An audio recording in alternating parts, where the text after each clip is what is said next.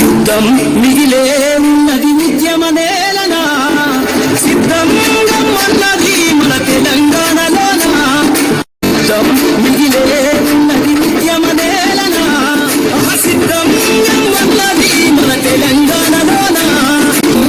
అక్రమకుల గుండెల బాణం ఎక్కువ పెట్టినాడు సొంత వర్గాల సమర శంఖమై సాగుతున్నవాడు ఆ కోట్ల గొంతుల కోసం గెలిచిన గొంతు